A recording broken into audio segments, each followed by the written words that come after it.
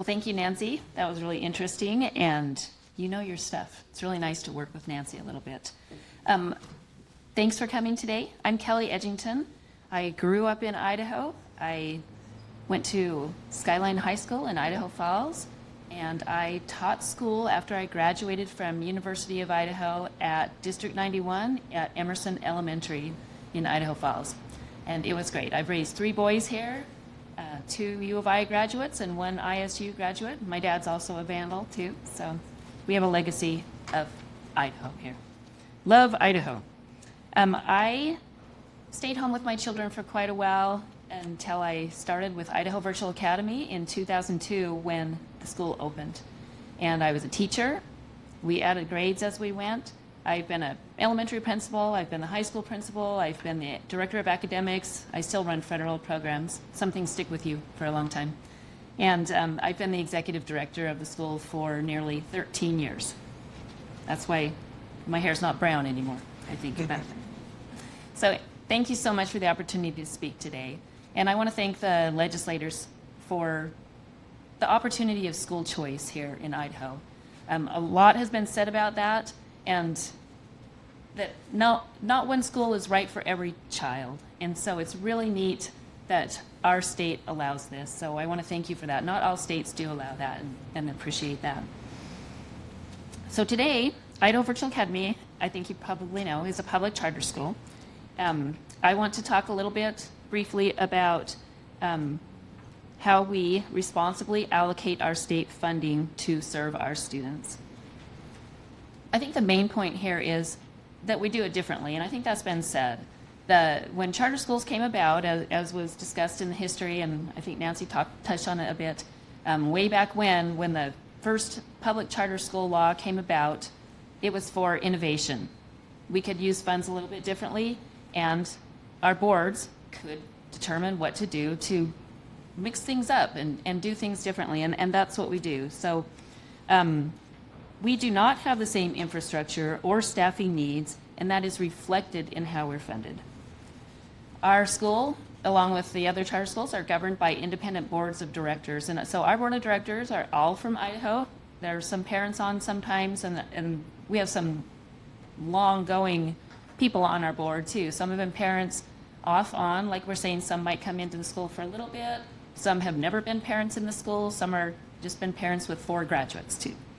They're wonderful people. They make the decisions on how we spend our money. They are involved with putting the budget together, and they approve every expense that comes through. We don't use buildings to, we don't have buildings to maintain. We were talking about the building fund. We do have some of the facilities money, so we have a small building here over in Meridian. You're welcome to come over anytime. Be happy to.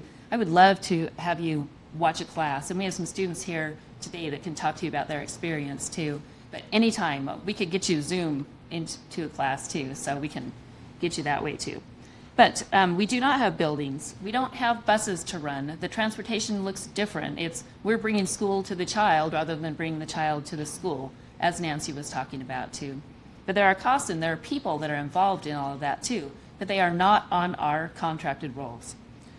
We don't have a business office, an IT department, or facilities staff. The board contracts with Stride K-12 and for curriculum and technology, materials, back office support, and management services. And some of these services are me. I'm one of them. I'm a management service. Gal from Idaho who cares about the kids in my school. That's why I do it. Some of the things are curriculum and materials, online school platform, the technology, computers, tech support for students and staff. We have data systems and reporting. You wouldn't believe the data systems we have and all the dashboards we have to look at what the kids are doing and where we are with all sorts of different things, with the beginning of the year test, the middle of the year test, the growth, all of these things. We're very tuned into that, and that's provided for us, which is very nice.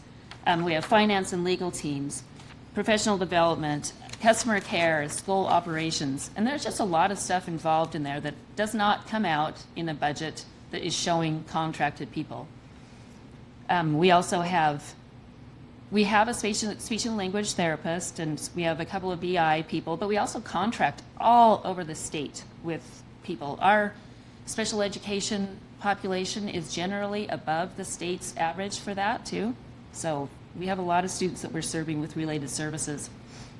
I know our treasurers at different times over the years have said, wow, we spent a lot on related services, the board treasurers, when they're reviewing those too. At our school, 84% of our funding goes directly to instruction.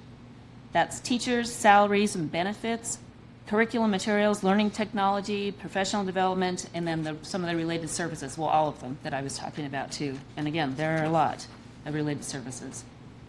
We are held to the same reporting standards as all public schools in Idaho. Our audits are clean every year. We submit the same reports to the state as any traditional school, and we have some additional reporting to the Charter Commission as well. So the teaching looks different. We're innovative, right? We're a charter school, and that's what we're doing differently too, is we're balancing synchronous and asynchronous learning. And the students are going to attend class for teachers, and our first speaker talked about when he was in, and it's still Class Connect. The kids go to school live from their homes while the teachers are in their homes, so they're doing live classes, but they also have asynchronous curriculum and technology that they get through the computer, and the teachers are there to give one-on-one support or group support. They might have office hours and that too, but they're doing both of those things. So there's a lot of invested in the online curriculum and the technology that goes into that. So what I'd like you to take away is we do it differently.